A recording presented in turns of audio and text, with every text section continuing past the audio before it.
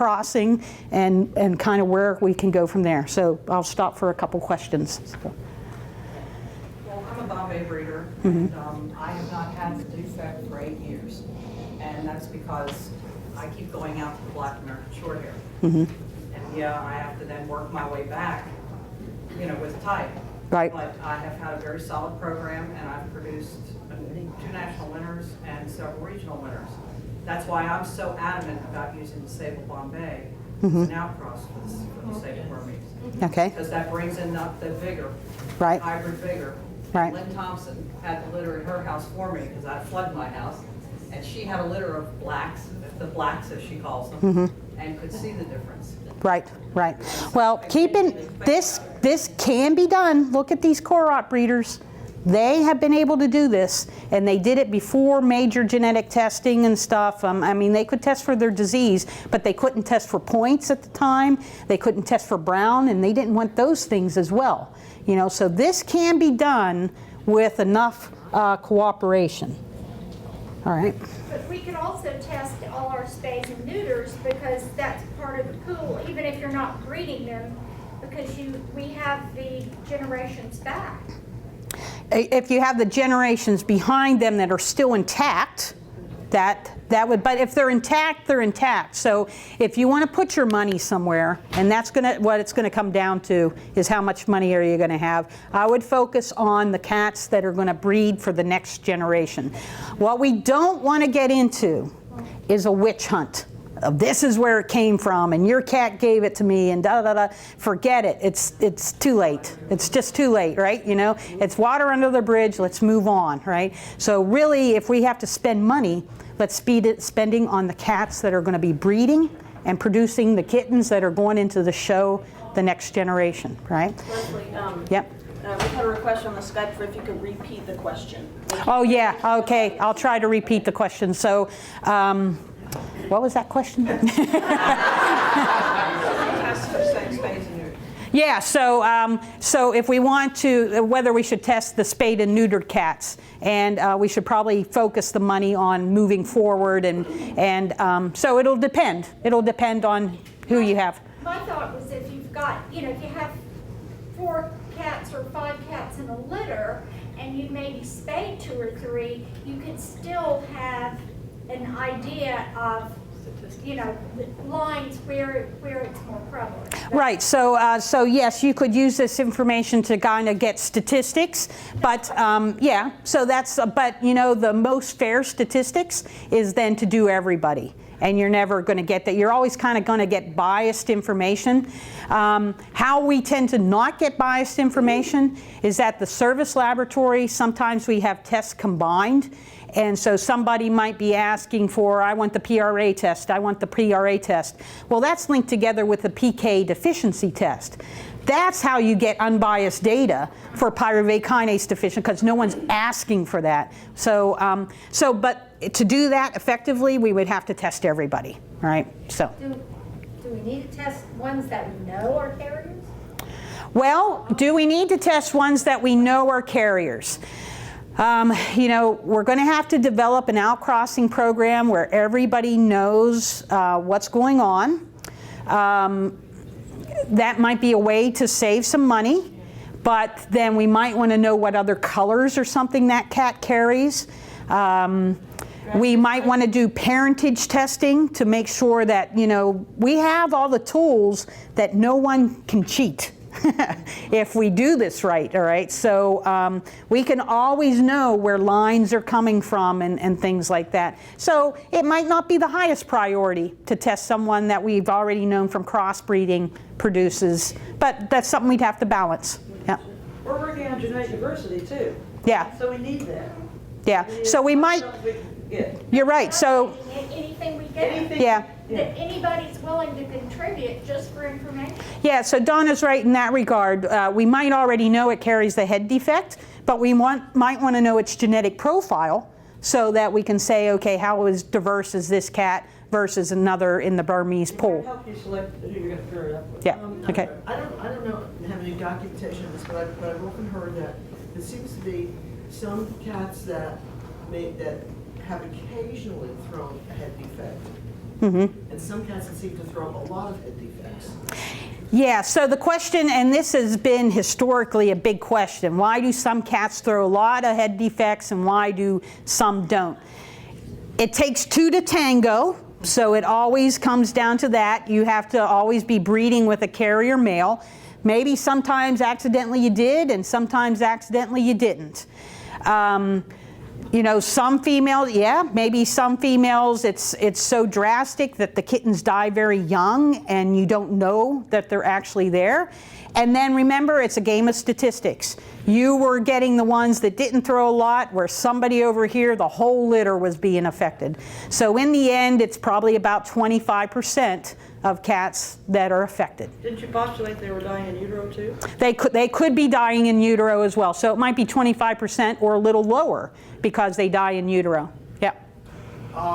There are in the Tonkinese breed, and I also understand in the Burmese breed, a number of breeders who are quite certain they do not have the defect. Now, my concern is that those people will be motivated to not pay the money for the test. And so, just at a very personal level, I want to toss out the thought that if this appears to be a question, perhaps the appropriate breeds, breed clubs or whatever, might consider whether it was necessary and advisable for the benefit of the breed itself at a breed level to subsidize the cost of the test. Right. I just want to get that out on the table for people to think about.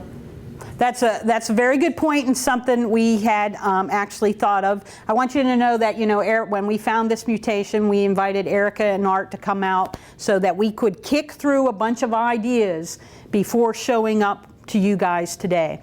And one of those discussions were, can we figure out ways for the breed groups or clubs to subsidize those that either can't afford it or really feel like, hey, I'm 99% sure my cat doesn't carry it, but I want to participate, but I really don't have the money to, you know, do this test. Can we help one another out? That will have to be part of the game plan, that we subsidize in some way as well. And so we'll have to work through that, right? Ann? I'm Ann Segrist at Current Breeder, and I was involved completely in our program to eliminate the GM diseases. And one of the things that all of us decided in Europe, England, United States, Thailand, Australia, is that to do this we had to say, if your cat is not tested, you may not breed it to my cat. Yeah, so we'll have to come up with an action plan and some scenarios. So some scenarios for outcrossing. Get working between the traditionals and the contemporaries, step one, all right? That's right within the cats in the USA. What about the Euro Burmese? Okay, we solved the major issue with hypokalemia. You have to kind of lay down arms about different coat colors and things like that. We're going to have an orange test soon, so don't worry about orange. You know, that's a dominant trait too. So that leads me to, we have to have some education as well along the lines. Other breeds. So How come the Korots aren't on that other breed? how come the Korots aren't on this other breeds? They could be. I think we have to come up with a legitimate list of what's the best you can use for diversity, but not kill the type. So you guys have to decide on the type. Like any South Asian cat could be on that category, which would mean Burmans and all the Siamese groups too. Well, I'm thinking you might not want to do Siamese. That's just my thought, you know.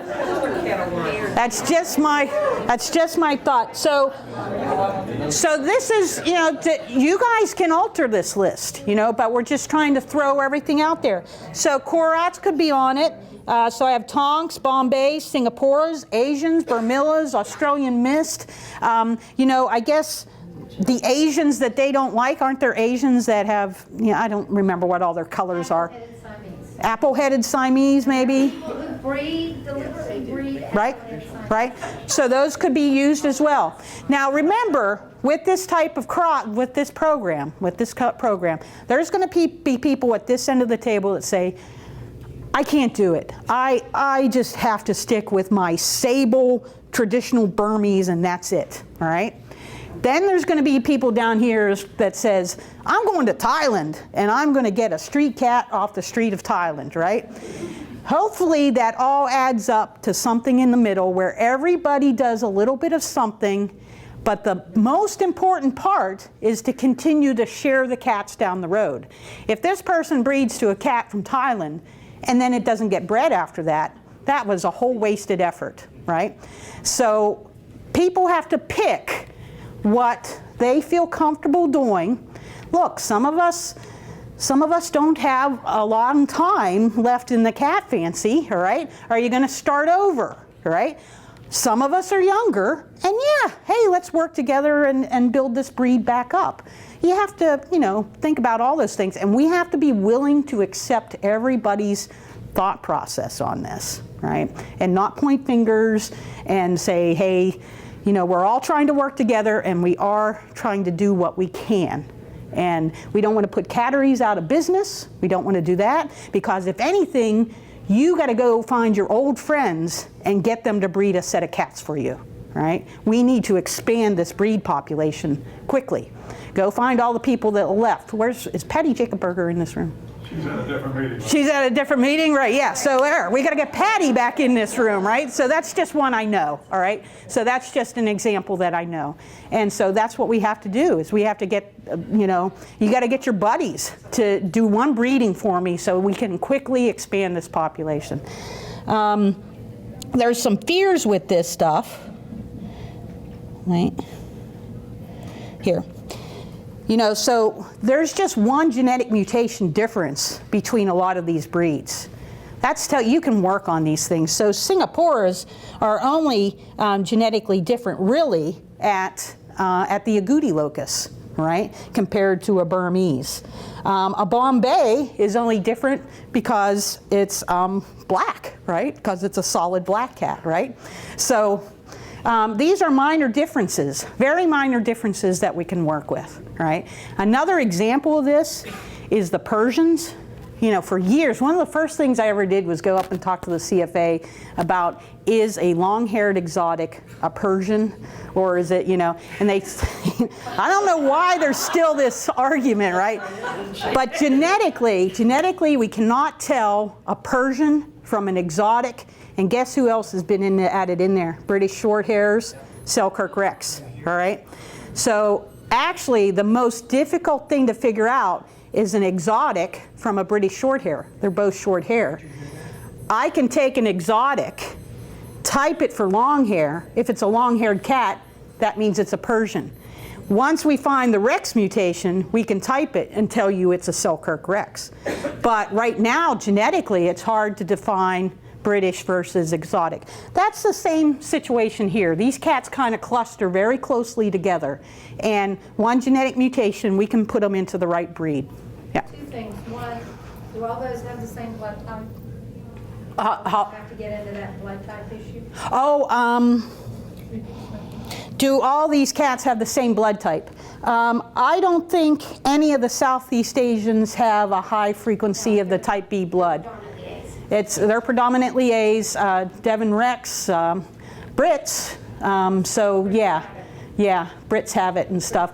Yeah, so that might not be a thing we need to worry about. GM2, hypokalemia, the craniofacial defect, the colors. We can type for all those things, and that's part of our game plan. Yep.